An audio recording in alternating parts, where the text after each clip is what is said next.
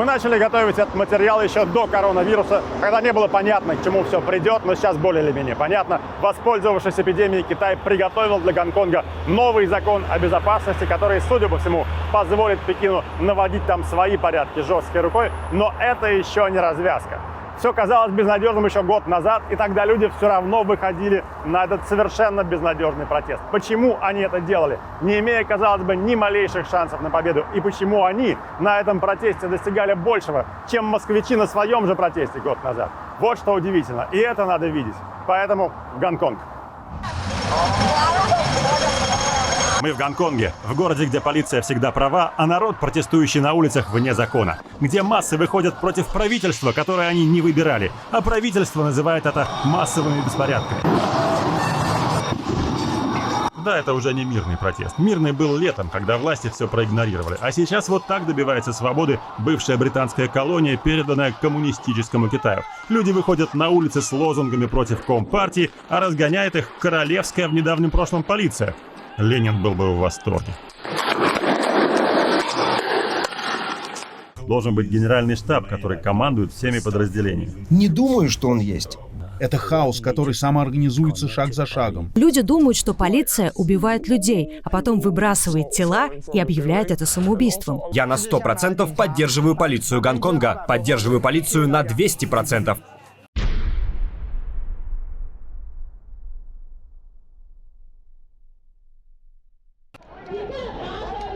В первый же день мы попали под слезоточивый газ трижды. Сначала утром на неразрешенной акции в парке Виктории. Она была обставлена как встреча кандидатов в местные советы с избирателями.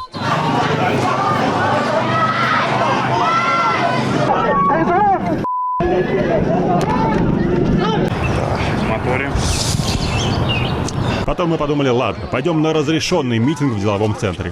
А правительство в последний момент отменило разрешение, так что акция сразу стала незаконной. Снова газ, аресты.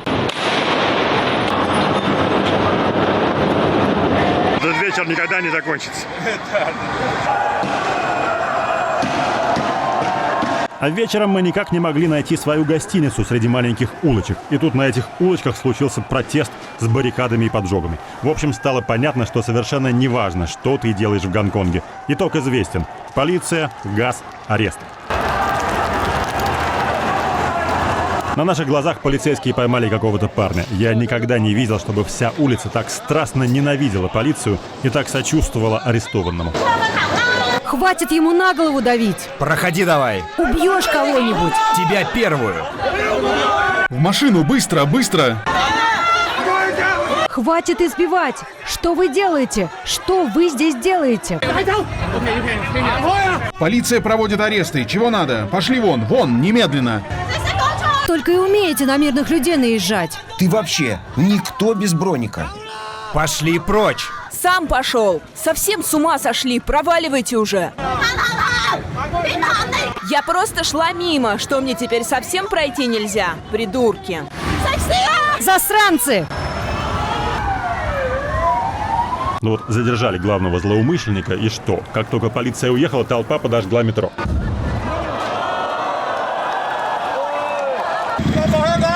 Свободу Гонконгу! Революция сегодня! Вот откуда здесь взялись городские партизаны? Только что никого не было. Уже строят баррикады, готовят зажигательные бомбы. На 10 лет тюрьмы примерно все это тянет, но вокруг никто не возмущается. Что вы делаете? Остановитесь. Нет. Водители дисциплинированно стоят перед довольно символической баррикадой, которую едва наметили подростки. Вот один вышел повозмущаться. Ни у кого сочувствия не нашел. Надо просто использовать правильные методы. Один из них – блокировать дороги. Вот вы заблокировали дорогу здесь, но полиция-то все равно сможет сюда добраться. Сначала пропустите машины, а потом блокируйте дорогу. Да машины никогда не кончатся. А вот сейчас всем будет плохо. Полиция вернулась вместе со спецназом. Покиньте территорию или будете арестованы. Полиция приходит не защищать, а зачищать. Всех, кто есть на улице, объявляют незаконным сборищем. Полицейский начинает разговор с того, что тычет вам в лицо перцовым баллончиком. Назад, на тротуар! Получить от полицейского перцовым спреем вообще не вопрос, потому что мог бы и газовой гранатой стрельнуть просто так.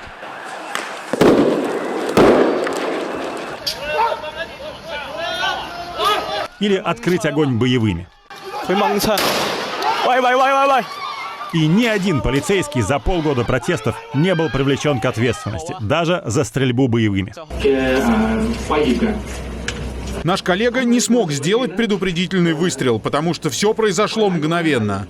Он пытался защитить себя и оружие, и не хотел, чтобы у него выхватили пистолет. Окей, еще раз на замедленном. Кто-нибудь пытается у полицейского вытащить пистолет? В общем, после всех этих действий и объяснений полицию встречают на улице примерно так. Полиция, твою мать! Возвращайтесь в свою крысиную нору. Вы мешаете движению, идиоты. Что ты мне своим фонарем светишь? Маме своей посвети. Это район Монкок. Полиция прочесывает его почти каждый вечер. Местные соревнуются, кто припечатает пришельцев посильнее, чтобы они пошли на штурм. О, мальчики по вызову приехали. Круглосуточная служба. Бесплатный сервис. Парень, ты не по адресу. Твоей мамы здесь нет. Она съехала в другой бордель. И так во всем городе. Полиция входит в жилые кварталы, выжигает улицы газом, ее проклинают, она уезжает. Зачем? Правительство все это время объясняло, что оно защищает некое молчаливое большинство, которое просто не так заметно. Но вот в ноябре прошли местные выборы, и провластные силы эти выборы с треском проиграли. То есть стало понятно, что большинство как раз за оппозицию, а значит, власти все это время воевали с большинством.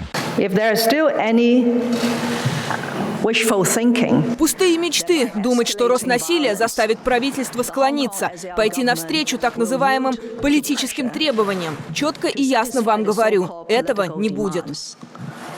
Правительство само заварило эту кашу, а теперь прячется за спинами полиции. В апреле власти предложили изменить правила экстрадиции, чтобы людей, арестованных в Гонконге, можно было отправлять на суд в Большой Китай. Протестовать вышли десятки тысяч. В июне вышли 500 000, в июле – 1 000 000. Демонстранты взяли штурмом парламент. В августе они блокировали аэропорт. В сентябре Кэрри Лэм заявила, что отзывает ненавистный биль об экстрадиции. Да-да, она сделала именно то, что обещала никогда не делать. Выполнила политическое требование демонстрантов. Но было уже поздно. Протестующие осознали свою силу и выдвигали не одно, а 5 требований.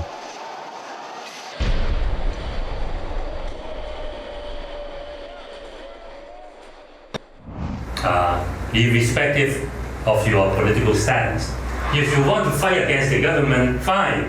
Если вы хотите бороться с правительством, отлично, организуйте шествие. Хотите выйти в поддержку правительства? Прекрасно. Полиция должна быть нейтральной. Это долгое время не подвергалось сомнению. Раньше 97% людей, имевших дело с полицией, говорили, что они довольны ее работой. Это первое место в мире, потрясающе. Но вот пришел нынешний кризис. Профессор Тиун Чо Юн читает курс современной политики в Сити-университете Гонконга. Теперь этот курс можно назвать «История революции».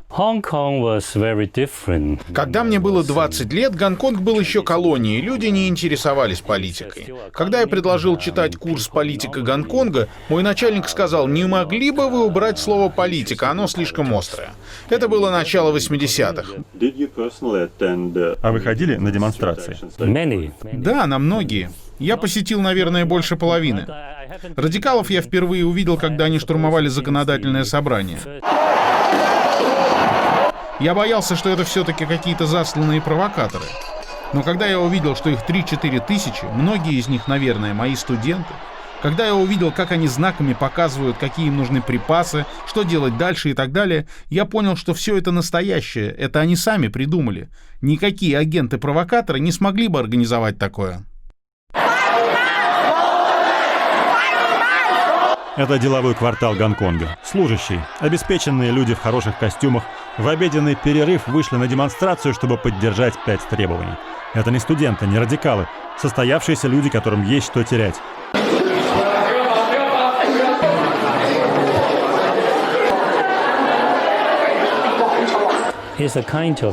Это протест без лидеров, спонтанный. Он формируется через интернет.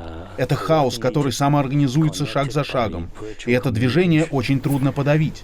Оно настолько широкое, непредсказуемое, живучее, что его не сдержать. Полиции, конечно, нелегко. У них враги повсюду. Поэтому они всегда на взводе. Поэтому они и бьют, куда попало. В районе Цюнькван-О мы увидели хорошо организованный отряд молодых людей в черных масках. Было очевидно, что все это они проделывают уже не в первый раз, роли распределены и планы составлены. Раньше я брал с собой много снаряжения и бронежилет. Бронежилет самодельный. Я подкладывал внутрь деревянные пластины, и когда в меня попадали резиновыми пулями, я не чувствовал боли.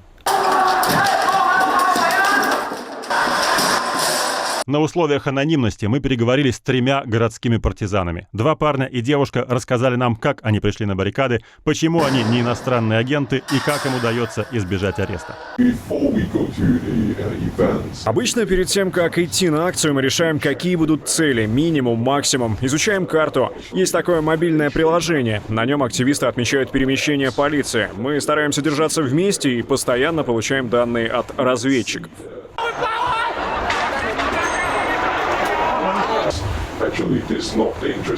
Опасность не в том, чтобы пойти на акцию, что-то там сделать. Самое опасное — это возвращение домой. Полиция устраивает облавы, обыскивает всех.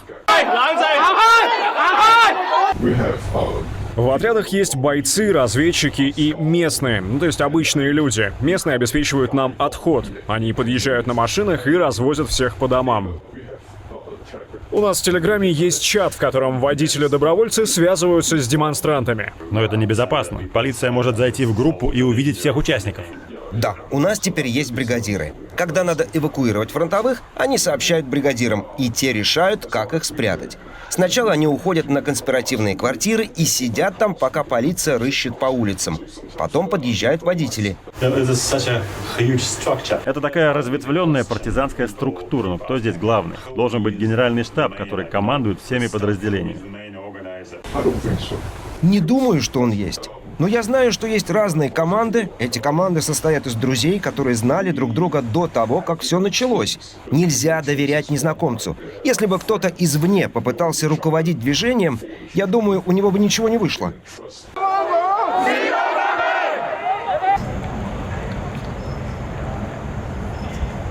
В Гонконге совершенно невероятный и непонятный для Москвы уровень солидарности. За погибшего студента, которого мало кто знал, выходит на улицы весь город. Люди разных поколений поддерживают друг друга. И, наконец, когда приходит пора голосовать, все идут на участки, не рассуждая, какие это бесполезные выборы и как мало полномочий получат их избранники. На самом деле, эти символические выборы стали самым большим поражением, которое протестующие нанесли властям.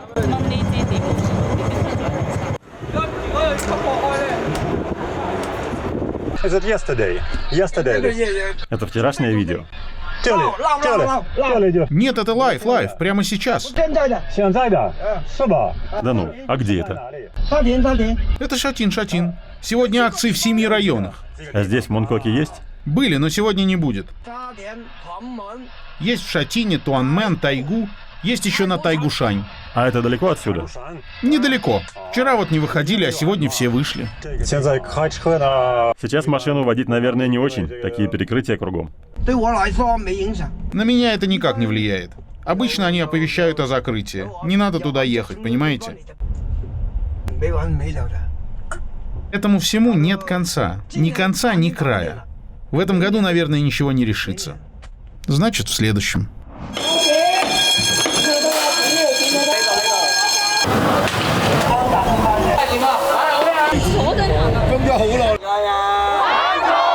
Как в эпоху тотальной слежки скрыться от властей? Выброси транспортную карту, покупай одноразовые билеты. Поставь в новый телефон анонимную сим-карту, закрывая лицо маской, кепкой, зонтом. И вот так демонстранты 6 месяцев обманывают систему тотальной слежки. 21 век. Да, интернет-коммуникации, анонимные чаты, но главное совершается на улице. А там простой молоток побеждает сложную видеокамеру. Но если каждый будет решать за себя, то все эти митинги будут очень малочисленными, должен быть единый организатор. Есть онлайн-платформа, дискуссионная. Мы называем ее Линдан. Она запрещена или еще нет? Я слышал, ее хотят запретить. Да, пытались. Разные люди. Потому что она такая полезная для организации. На самом деле нас, организаторов, не так уж много. Иногда я вижу, что где-то что-то назревает по каким-то поводам, о которых раньше не слышал. Люди сами что-то придумывают. Как сегодня. Протест в политехе. Никто не знал, что он будет. Вот поэтому движение идет 5 месяцев. Единого управляющего центра нет, но есть очень сильное чувство солидарности. Мы хотим бороться за свободу, еще нас объединяет то, что мы все гонконгцы. Как люди вообще узнают о том, что готовится какая-то несанкционированная, незаконная акция протеста? И почему полиция об этом ничего не знает? Мы прочли в закрытом интернет-чате, где организатор акции написал: «Выходим завтра, подробности утром». На утро он действительно прислал в чат сообщение: «Выступаем в таком-то районе». За час до акции организатор направил в чат станцию метро. За полчаса точный адрес. Большой торговый центр в роскошном районе Гонконга. Толпа собирается мгновенно, весь район в руках демонстрантов. Организаторы, вот они, даже не скрываются. Бери, хватай. Но никто и не пытается. Ни одного полицейского вокруг. Что, они не знали про эту акцию? Тысячи людей в телеграм-канале знали, а полиция нет? Наверное, знали. Но использовали свое знание, чтобы не показываться в этом районе. Потому что когда акция массовая, полиция не будет рисковать. И когда каждый второй избиратель выходит на демонстрацию, что вам даст этот тотальный контроль?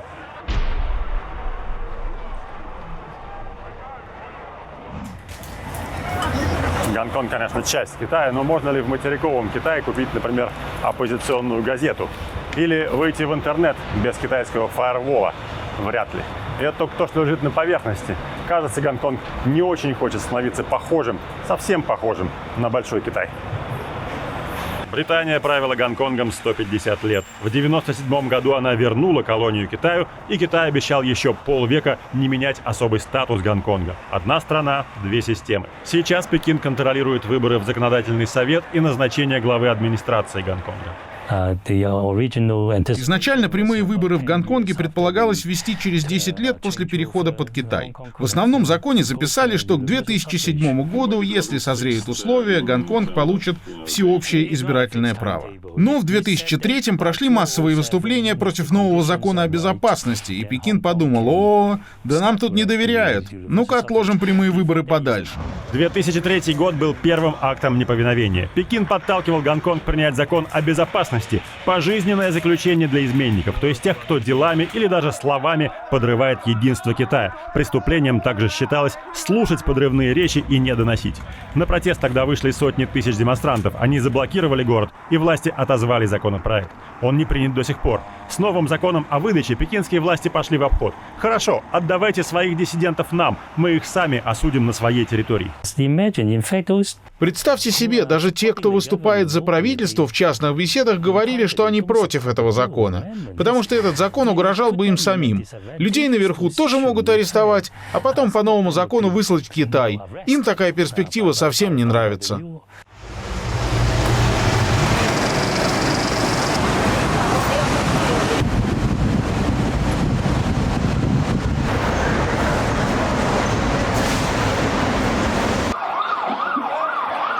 За 200 дней протестов арестованы 6 тысяч человек, то есть по 30 в день. Каждый день полиция забирает в плен у города целый взвод. Обвинения предъявляют лишь небольшой части задержанных, но все равно они все на учете. На баррикады они идут неохотно, и можно сказать, что этих людей вывели из борьбы. И все равно это не помогает. В ноябре начались уличные бои и осада университетов.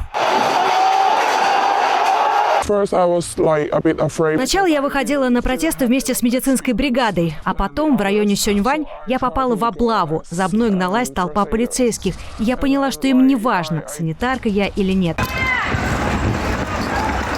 Тут недавно девушке выстрелили в правый глаз, она была медсестрой. Полиция все равно будет стрелять в тебя, будь ты из скорой помощи или из прессы. И я ушла на передовую, строить баррикады.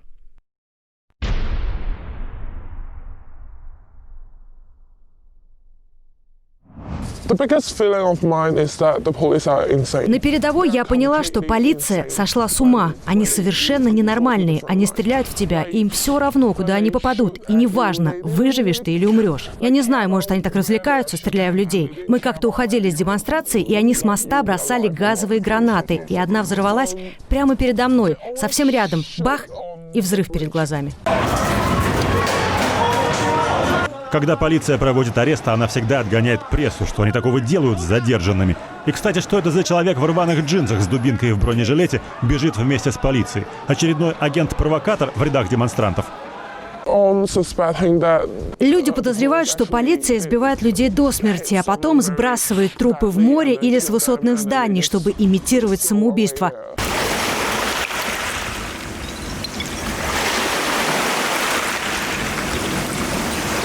Люди падают со зданий, совершенно голые, и никто не слышал звука их падения, и вокруг почти нет следов крови. Одного нашли в пальто, огромном пальто, которое было ему совершенно не впору. Поэтому люди думают, что полиция убивает людей, а потом выбрасывает тела и объявляет это самоубийством. Вот в этой бухте в сентябре выловили тело 15-летней девушки, которая за 3 дня до этого вышла из кампуса и не вернулась. Обстоятельства ее гибели до сих пор не расследованы. Но про нее известно, что она была активной участницей протестов. Поэтому у публики сразу возникло подозрение, что к ее гибели причастна полиция. Последний раз пропавшую девочку видели здесь, в кампусе Института дизайна. Студенты потребовали обнародовать записи камер слежения. Руководство отказывалось. Тогда студенты разгромили кампус. После этого записи предъявили, но только частично. Видно, что девушка едет в лифте, потом ходит по дорожкам без обуви, идет в сторону метро, и окружающие никак не реагируют на то, что она идет босиком. Возникли сомнения в том, что эти записи вообще настоящие. Да, доказательств нет. Это всего лишь подозрения. Но то, что они возникли и упорно держатся, многое говорит о репутации полиции. Меня арестовали на демонстрации осенью. Бросили на землю, придавили к асфальту, связали руки за спиной. Женщина-офицер сначала орала на меня, но потом смягчилась и сказала мне, что не позволит никому сексуально домогаться меня. Такое утешение. То есть по умолчанию полиция будет руки распускать?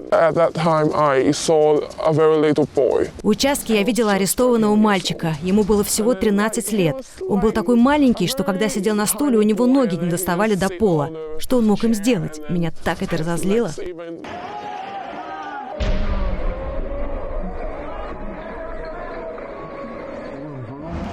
11 ноября в Гонконге шла настоящая война. Полиция осаждала политехнический университет, студенты бросали коктейли Молотова. В этот же день материковый Китай поставил рекорд. Небывалые распродажи в черный понедельник, 11 числа 11 месяца. Шопинг. Он не прекращался и в Гонконге, причем в те самые часы, в тех самых районах, где шли бои с полицией. Шопинг – это главный союзник Пекина. В материковом Китае гражданам дали выбор, что вы хотите – бороться за свои права, чтобы вас раздавили танками, или шопинг. Теперь похожий выбор стоит перед Гонконгом.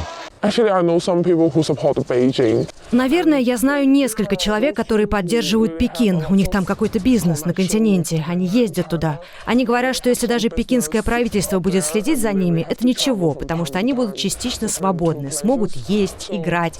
Они любят ездить в Большой Китай, есть хот-пот, пить сырный чай. Им так все это нравится. Они говорят, что это и есть свобода. Я не знаю, я просто не могу разговаривать с ними. Деньги. Правительство не обращало внимания на демонстрантов, пока они не стали поджигать бизнесы, связанные с правительством. Но это мелко. Бить витрины и поджигать. Когда за тобой весь город, можно думать шире. Бойкотируй враждебные бизнесы, продвигай друзей протеста. В Гонконге это не просто задумка, это действует. Это улица ресторанов, их здесь очень много. Но очередь, если мы посмотрим вокруг, только в один. Причем какая очередь? И это все потому, что ресторан этот внесен в список так называемых «желтых». То есть он поддерживает демонстрантов. А демонстранты, в свою очередь, поддерживают его. Да, здесь действительно яблоку негде упасть. Что там звездный Мишлен? Тут собственный список популярности. И главное, что кроме желтого, есть еще и синий список. А вот в него лучше никогда не попадать. Попасть в желтый список совсем просто. Надо поддержать восставших. Плакатами в соцсетях, на словах. Еще лучше снабжать их едой и водой, а совсем хорошо закрываться, когда объявлена забастовка. Это тоже революционная деятельность, и это небезопасно. Хозяин и посетители кафе поэтому просили не снимать их лица. Впрочем, кто сказал, что синий список совсем гиблый? Лоялисты тоже существуют. И сейчас мы идем в кафе, хозяйка которого хайпанула именно на любви к полиции. Ее кофейня затерялась среди ресторанов морской кухни, и, надо сказать, дела шли не очень, пока она не вышла на митинг синих и не выступила там с речью. О ней написали газеты, в том числе пекинская China Daily, и теперь к ней заходят и правоохранители, и местные лоялисты. Знакомьтесь, Кейт Ли. Когда пошли волнения, бизнес начал падать. упал на 90%. И первый, кто поддержал меня, это полиция. Потом стали приходить запуганные жители Гонконга и еще китайцы с материка. Что вы думаете о протестующих?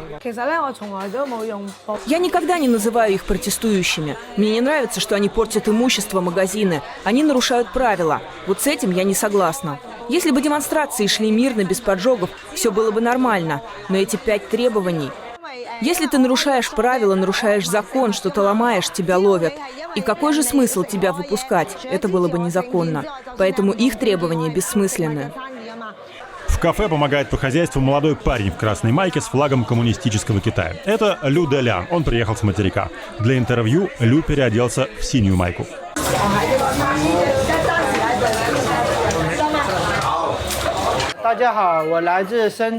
Здравствуйте все, я приехал из Шэньчжэня. Я на 100% поддерживаю полицию Гонконга. Поддерживаю полицию на 200%. Всем спасибо. А почему вы за полицию? Полиция Гонконга работает в напряженных условиях, на износ. А что вы скажете про демонстрации? К этим демонстрациям я как отношусь, они сопровождаются насилием. Акты насилия, беспорядки. Сейчас Гонконг выпустил закон о запрете масок, а им все нипочем.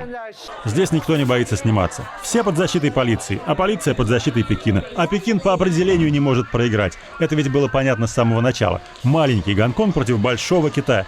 А люди, тем не менее, бьются в кровь. И вот в этом кафе, да и во всем континентальном Китае, да и в России, вероятно, такое поведение совершенно не поддается логическому объяснению. Студенты спрашивают меня, оставаться им или уезжать. Я ожидаю, что контроль со стороны материка будет усиливаться. Уникальность нашей системы будет сокращаться. Но студентам я говорю, слушайте себя. Если вы готовы сражаться с этими вызовами, делайте это. Если нет, попробуйте что-нибудь другое.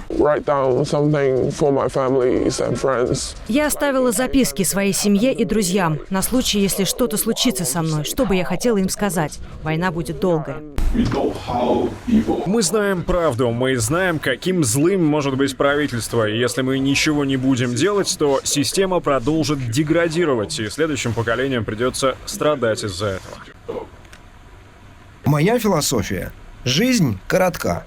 Мы здесь ненадолго. История оценит то, что мы делаем. Мне этого достаточно. Меркантильный Китай и революционно-романтичный Гонконг. Центральное правительство убеждено, что люди не могут просто так биться за свободу. Оно думает, что оппозиция куплена и пытается ее перекупить, запугать, лишить надежды.